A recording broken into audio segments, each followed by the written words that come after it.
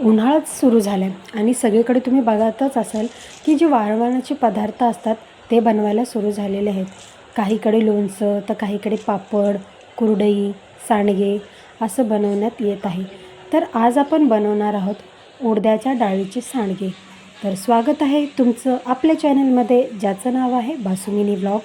तर बासू मिनी व्लॉगमध्ये आज बनणार आहे उडद्याच्या डाळीचे सांडगे.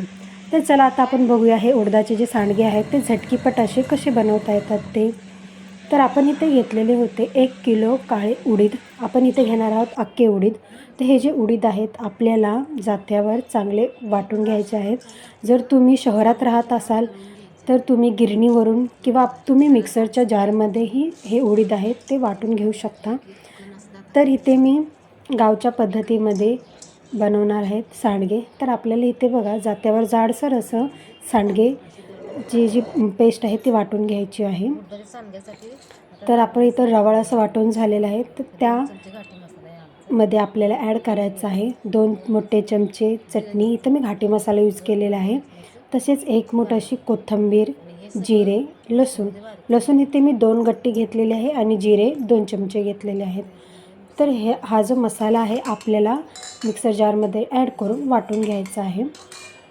तर हे जे सांडगे आहेत ना ते 1 वर्ष 2 वर्ष असे चांगले चालून जातं व टिकतातसुद्धा. जर तुमच्याकडे भाजी बनवायला काही नसेल, कधी काही होतं की आपल्याकडे भाजी बनवायला काहीच नसतं, तर त्यावेळेस तुम्ही काय करू शकता, ही सांडग्याची भाजी बनवू शकता. सांडग्याची भाजी पण बनते आणि कालवणही खूप छान असं बनतं. तर आम्ही सांडग्याचं कालवण बनवतो. तर नेक्स्ट रेसिपी तुमच्यासोबत मी शेअर करेन की सांडग्याचं कालवण कसं बनवलं जातं. तर इथे तुम्ही बघू शकता जी प्युरी आहे ती बनवून तयार झालेली आहे. तर आता ही प्युरी आपण जे उडदाची डाळ भरडली होती ना त्यामध्ये आपण ॲड करणार आहोत.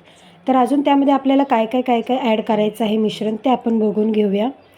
तर ह्याच्यामध्ये आपल्याला ॲड करायचं आहे मीठ. तर इथे मी चवीपुरतं मीठ ॲड केलेलं आहे. तसंच आपण यामध्ये ॲड करणार आहोत 1 चमचा हळद. तर तुम्ही उडदाच्या डाळीचं सांडगे न करता तुम्ही मिक्स्ड डाळीचंसुद्धा सांडगे बनवू शकता किंवा मुगाच्या डाळीचं आणि मटकीचंसुद्धा सांडगं बनवलं जातं. तर तुम्हाला जसं आवडेल तसं तुम्ही इथे यूज करू शकता. तर आम्हाला हे उडदाच्या डाळीचे सांडगे जे असतात ते खूपच आवडतात. तर इथे आपलं मीठ, हळद ॲड करून झालेलं आहे आणि जे आपण मिश्रण वाटलेलं होतं ते पण ॲड केलेलं आहे. आता त्याच मिक्सर जारला थोडीशी जी चटणी आहे ती लागलेली असते तीसुद्धा आपण घेऊया आणि हे जे मिश्रण आहे ते आपण चांगलं मळून घेऊया. आणि हे मिश्रण जास्त पाणी टाकून पटापटा मळून नाही घ्यायचं. आरामात हे आपल्याला जे आहे ते मळून घ्यायचं आहे. जरासा टाईम लागेल पण जी सांडगं आहेत ते खूप छान बनतील. तर हळूहळू करून आपल्याला जे हे मिश्रण आहे ना मळून घ्यायचं आहे. जसं आपण चपातीचं पीठ मळतो ना त्या प्रकारे आपल्याला इथे मळून घ्यायचं आहे. थोडं पाणी ॲड करून घ्यायचं. तर तुम्ही बघू शकता अशा पद्धतीत आपल्याला हे मळून घ्यायचं आहे. थोडं पाणी ॲड करून अशा प्रकारे आपल्याला हे सांडगं करून घ्यायचं आहे. हे पीठ मळून झालं की आपल्याला 2 ते 3 तास मुरत ठेवायचं आहे, फुगत ठेवायचं आहे.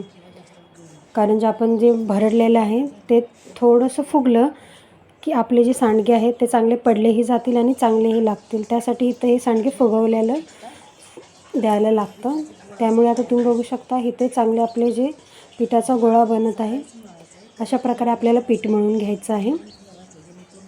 व्हिडिओत दाखवल्याप्रमाणे मस्तपैकी असे मग चांगले जे सांडगे आहेत ना ते मस्त पटापटा आपले जे पडले जातात. 2 तासाने सांडगे करायला घ्यायचे.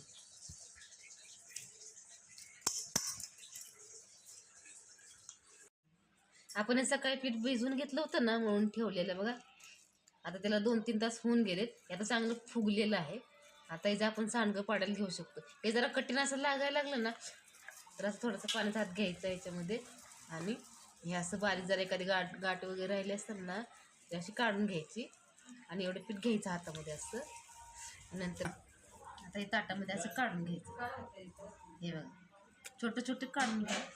सांडगे तोडून घ्या. हे बघा